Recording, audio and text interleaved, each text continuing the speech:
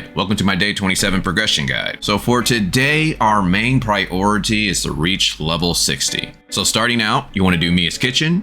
You want to do your bounties, then you want to do your ruins. Hopefully you have a few saved up. For today at 59, we have access to E02 normal, and then at 60, we have access to E03 normal. Then if you have any story, go ahead and complete that, but Artificial Island is not going to release until September 15th, so as long as you get your story done before then, you should be good. All right, now let's talk about Vitality. Now this is where things are going to differ. Today, you do not want to spend your Vitality until you reach level 60. The reason being is because now we get access to a new joint operations. So for today, you get access to a new joint operation at difficulty 7 once you reach level 60. And as you see, we can get bracers and chest piece, and also you have a chance of getting the Shiro matrix. So if you really need these pieces of gear, you can consider using a few Vitality solutions, but you might want to wait until tomorrow, because we take a look at Tuesday, I get access to pants and gloves. And personally, I don't have any good pants, and getting another pair of good gloves is always great. And you see that it has the King and Crow matrices. So that's pretty good, and that can power you up because both of those matrices are strong to have on your account. I also wanted to point out, when you use joint supply chips, you might want to just run 3 joint operations and only open the 3rd box, because supposedly on the 3rd box you have better rates. Then besides that, you can take a look at Interstellar Exploration and just see if you have any level 3 Stargates. You do that by looking at the first category and seeing if you have 2 or more. Next, we have Dimensional Trials for weapon materials, but you want to make sure you hit difficulty 4. And then if you need money, you can do space-time domains. But I would probably avoid doing those since we have access to the joint operations unless you need the extra materials. If you do have a level 3 Stargate, preferably nanofibers, you might want to go ahead and do that because almost every weapon uses nanofibers though. For other ways to get experience, you can get Rust and Iron chest, password chest, and supply pods. But other than that, check out my experience guide if you want some more ways. Then don't forget to do your daily gifts. You want to go to the black market and talk to Hopkins. You want to go to Cetus Island and do the claw machine. Then you want to do your 2 ability trainings. Quick tip, if you get the rhythm training, Samir is MVP.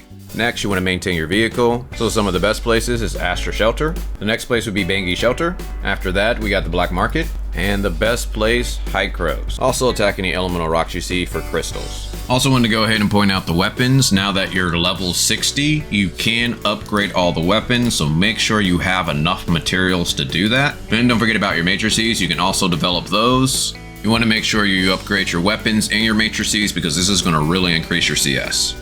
Now that we're in another week, that means Claire's Dream Machine has reset, so you want to make sure you run around and open up boxes, kill monsters, so that way you can get 7 Claire's Dream Machines. Next, you want to make sure you're doing your Road to Strife event. You're trying to get 1200 star grid a day. For today, the ways to do that is to do the Stellar Way Divergence, to where they're basically Stargates, and you just do 4 of those and you get 1200. But also we get access to Orienteering, to where you can just race, and if you do really good, you can probably knock it out in one go.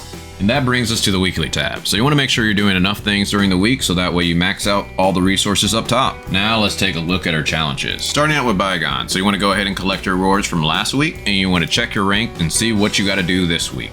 Next, we got the wormhole. So once we reach level 60, we get access to a harder wormhole. As you notice on my screen, I now have 301 first time clear. I'm getting a lot of gold dust for doing this, but we remember that last jump to the wormhole, so this is going to probably be pretty difficult. So I'm going to attempt to do these later today, and if I find out any tips and tricks, I'll let you guys know. Frontier Clash. Now we get an extra attempt tomorrow, so if you're 3 out of 3 attempts, you want to make sure you do an attempt today so that way you don't overcap.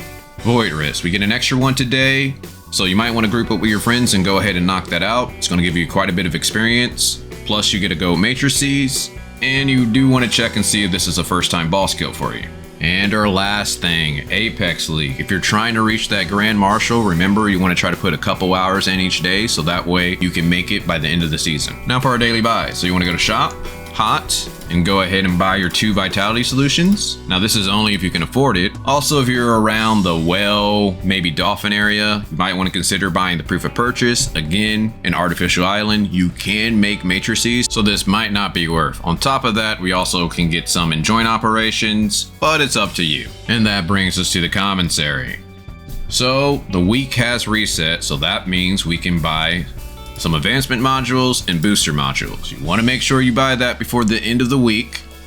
And then on top of that, Once you reach level 60, we get access to all the gold gear, so you might want to go ahead and pick up an extra piece that you don't have. I know for me personally, I don't have the belt, so I'm going to pick up one of those. Then we got the crew store. Ideally, you want to buy potent Omnium crystals, or you want to buy relic shards. And how you get crew points is by doing crew donations and doing your 4 missions for the week. Next, you got the support store, so you want to make sure you're buying your 3 joint supply chips. They're really going to come in handy now.